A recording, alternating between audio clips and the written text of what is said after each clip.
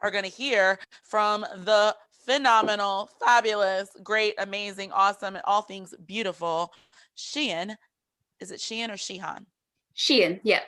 Shian Donovan. Woo, woo, woo. Hey, everybody. Thanks so much for having me, and to everyone that's performed so far. It's been some amazing stuff tonight. So I'm just going to crack on and do a few pieces for you. So this first one I'm going to do, given International Women's Day theme, is called Consuming Eve. And it's a piece about the way that sex workers are depicted in the media and their stories are consumed by society. So this is Consuming Eve. I think it needs to be discussed, how someone can incite disgust, simultaneously ignite desire. Some feel the need to light a fire and find a witch for the pyre. When confronted with their own lust to save themselves, they feel they must channel hate in the direction towards the object of their affection. For others, she creates excitement, not only of the sexual kind. You study her and feel enlightened when you hold her in your mind. Oh, how edgy we are, how open-minded, how on trend. Look at me, I've got a sex worker friend. Just don't let her too close. Who knows what you could catch? Something dangerous is posed within this particular bad batch. Indulge your fantasies of intellectual superiority. Voyeurism tinged with pity. Talk about her to sound witty. Cast off the cliches and open your eyes. Expand your mind, expunge society's lies. The victim, the temptress, the slave, the slut. She could be almost anything but ordinary. She has to be other. She intrigues you, so long as it's not your daughter, your sister, your mother, your lover. A complete, complex human, same as everyone here. Because of how she makes money, there's only one way she'll appear. When you're a sex worker, soon you will find whatever else you might be by your work you're defined. Whether viewed as compliment or slur, in others' eyes it's the deciding factor. People will always want to explore, and her world is almost the stuff of folklore. Curiosity into a life so different is standard, and these urges we feel have to be pandered, but curiosity killed the cat, and what right do we have in fact to seek entertainment without giving respect? So perhaps these urges, they ought to be checked. We consume her life and call it culture, tearing at her stories like vultures. Someone's suffering becomes a hobby. It's a tale time and time again told. Her clients might feast on her body, but society feeds on her soul. Thank you, guys. So I'm going to jump straight on and do this next one, which is called A Liquid Love Affair. The first time I got pissed, I was 14 years old. It was the millennium and the cava had made me bold. Nowadays, everyone drinks Prosecco, wishing it was champagne, but back then it was cava, not Prosecco, that had its reign. At the street party, someone's mum kept topping up our plastic cups, proclaiming in between burps, "You're underage, but it's the millennium, so just this one sit'll be fine." And that night we really did party like it was 1999. Sitting on this wall downing these drinks kept us busy, and when I stood up, suddenly I felt dizzy. I turned to my friend and said, "Hey, there is something weird about that wall. When you get up from it, you feel like you're going to fall. It gives you this crazy rush. Oh man, that wall is lush." My friend looks at me and says with a wink, "I don't think it was the wall. Pretty sure it was the drink." So that was it. The first time I felt what it was like to be drunk. From then on, every glass I was handed, I sunk. No going back. Nothing could stop her. Took to it like a duck to water.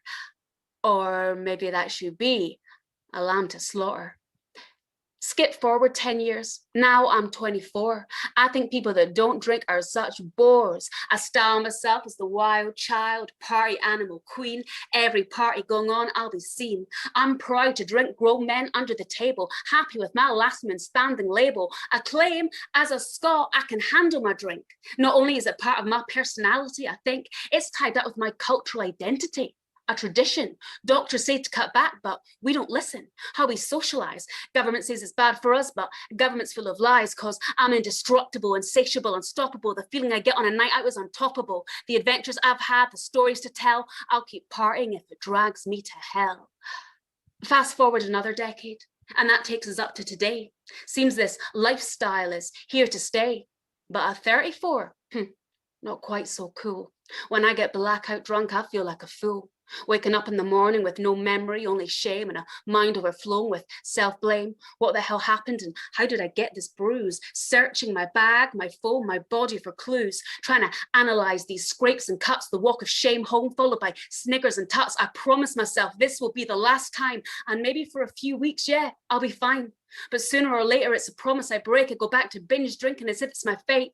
I did a whole year teetotal. Then I got cocky. Thought my relationship with it had changed, but things soon became rocky. When I started again, old habits quickly came into play. And before I knew it, I was once more into the fray.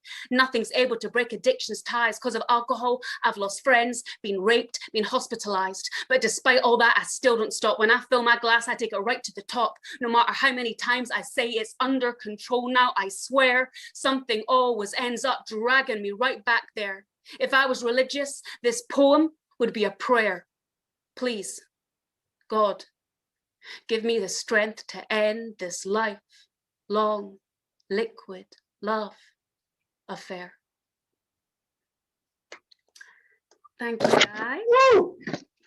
Cool. Now I'm going to do 2 more pieces for you. So this is my penultimate piece, and this is called Climbing the Family Tree. Just gonna have a quick sip of water.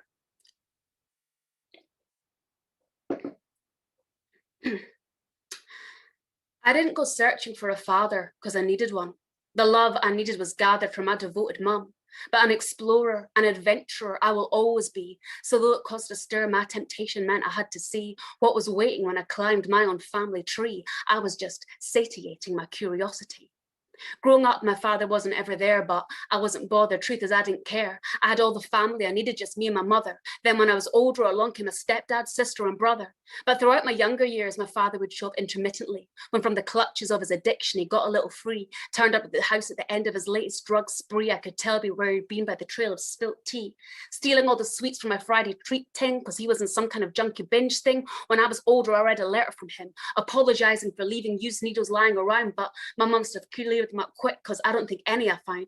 He stayed with us for a little bit, but he disappeared looking for his next hit. Didn't seem at all through my teenage years till I'm 17 and he reappears, saying in this world he hasn't got long left, like an aura around him, he can sense death.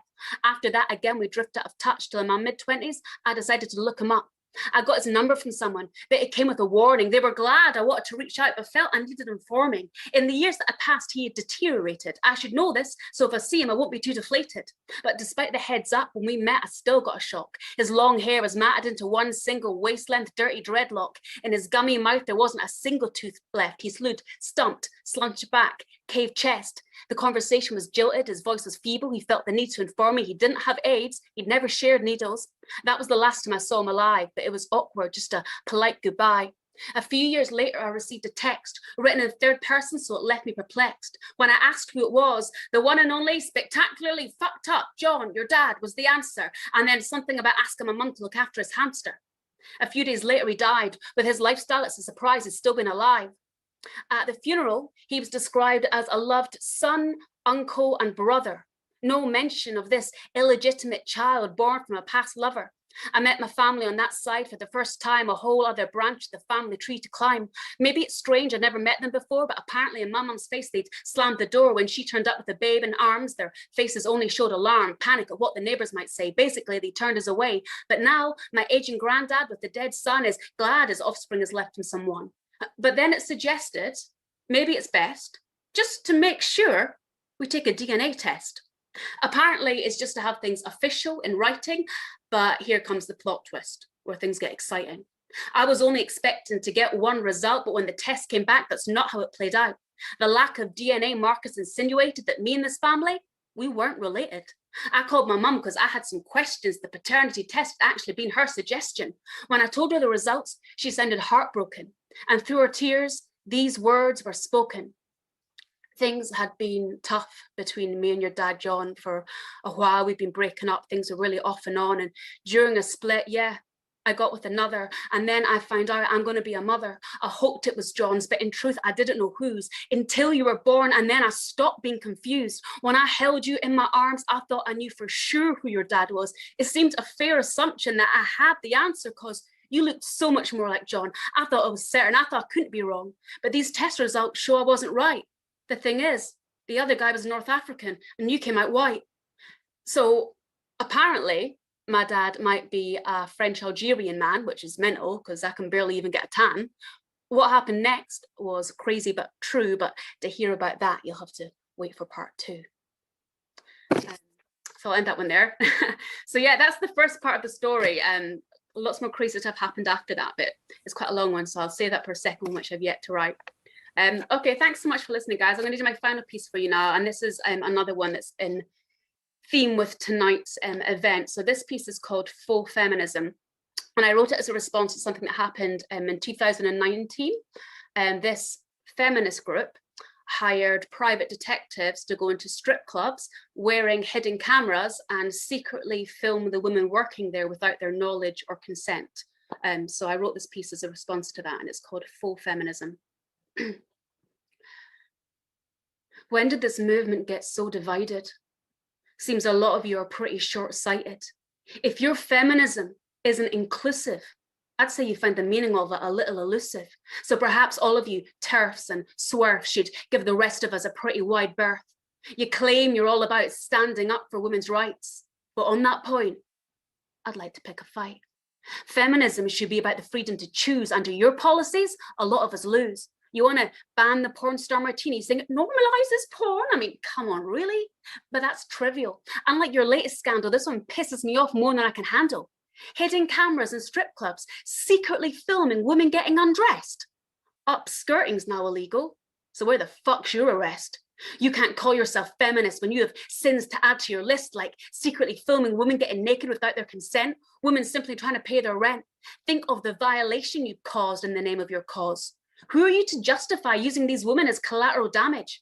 How about some self-sacrifice rather than slaughtering someone else's dignity on your altar, shoving your small-minded beliefs down other women's throats till they choke, claiming you're woke? You're worse than any perverted prick in those establishments you hate so much, secretly filming your revenge porn, using another's body to your own ends, abusing another body for the message you send. Your feminism is disguised misogyny, controlling our sexuality. How dare you police my personal bodily autonomy? You think you're doing this for my own good? Don't be so rude, you patronizing parasite, thinking your opinions outweigh mine. Does my brain not work? Can I not think? I'll think you're under the table. Your minds are too small. You'll fall if you try to comprehend on all the life choices I make. You're entitled to stay prim and proper and boxed in, but don't you dare lock me in there too. You're toxic. You're so filled with hate for women who choose to take a different path to you. Can't you believe it's true? I'm at choose of my own volition. This life I lead. You're so holier than now, coming in with your vows to help poor little ladies like me. You're so wrapped up in your own righteousness you can't see. We don't want your white knight rescue. I'm not trying to test you. Your type of feminism simply doesn't work for me or any of us. They don't fit nicely into your concept of what a woman should be. Stop trying to control other people's sexual identity. It's not grooming. I'm a grown fucking woman. My life choices are not your hobby. So you know what? Fuck your lobby. Keep your policies off my body. Cool. Thank you so much, guys. That's me. Thank you.